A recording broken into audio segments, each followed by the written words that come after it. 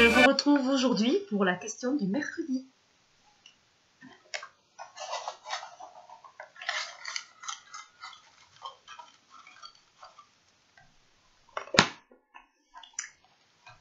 Alors,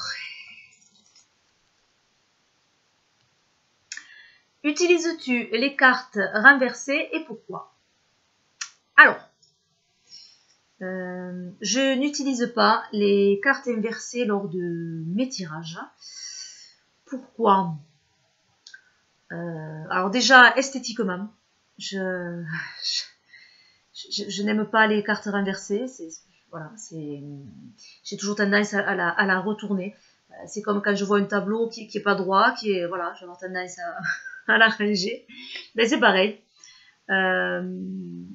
Ça ne me plaît pas. Une carte inversée ne m'attire pas du coup. Voilà, bon, ça esthétiquement c'est une chose. Ensuite, surtout, c'est que je ne ressens pas l'utilité d'utiliser les cartes renversées. Alors, certaines personnes vont utiliser les cartes renversées pour définir le message de la carte, en fait. Surtout pour les arcanes majeurs où en fait chaque carte est un archétype, c'est un concept avec une polarité quand même, une polarité positive ou négative, c'est une polarité de départ. Mais ensuite, il y a le message qui pourrait être vécu de façon positive ou négative. Voilà. Et ça pour toutes les cartes. Si je prends... c'est pas...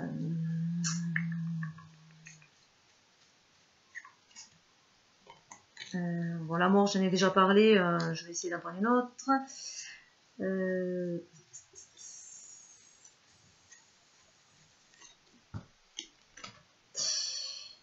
Voilà, la tour, ou la maison Dieu.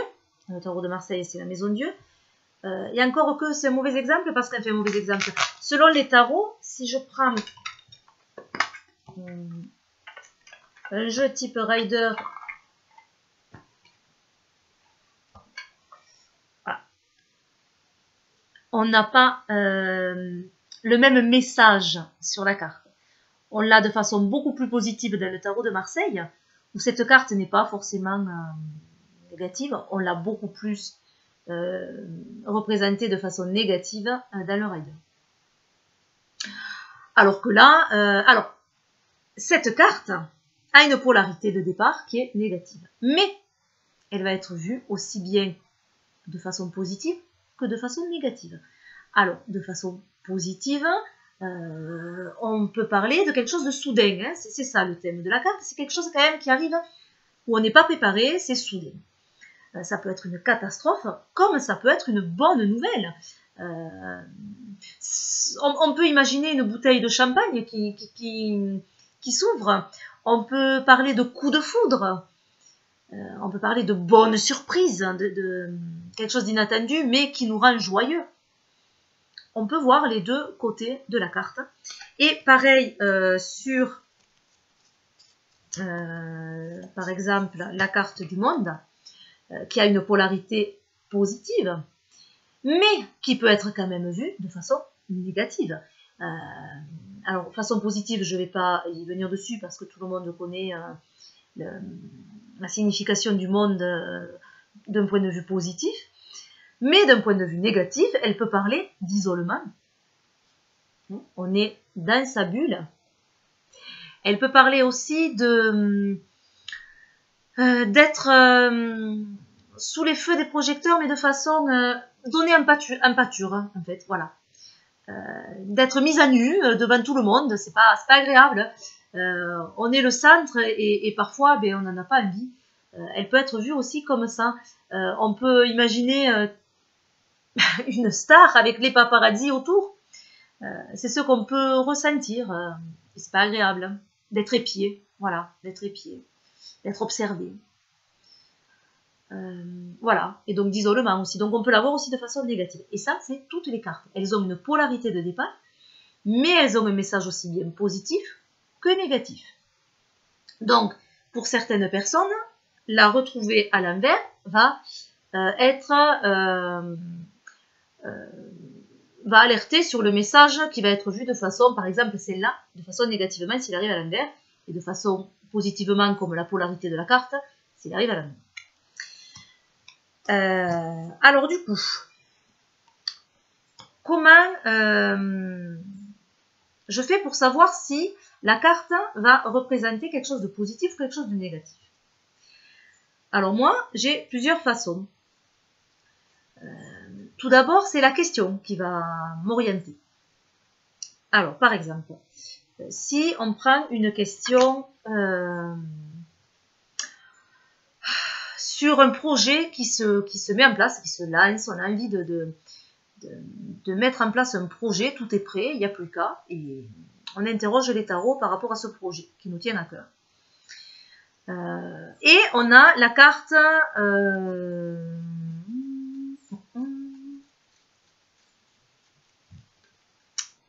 du pendu. Voilà, la carte du pendu, elle ne va pas répondre favorablement à cette question. Et on sait très bien que là, du coup, la personne va le vivre négativement. Si elle veut que son projet soit mis en place et qu'on tombe sur le pendu, voilà. Autre question, c'est sur l'élévation spirituelle, par exemple. Une question sur son élévation spirituelle. On tombe sur la même carte de pendu, mais là, par contre, c'est très positif. On va parler de gestation, on va parler de méditation, voilà, donc ça va être assez positif. Pareil, si c'est une question sur les liens familiaux, pourquoi pas, ça peut être vu positivement. Donc déjà, la question va orienter la vision de la carte. Ensuite, il va y avoir la couleur du tirage. Donc s'il y a plusieurs cartes, on va voir un petit peu la couleur du tirage, donc des cartes qui sont en action ensemble.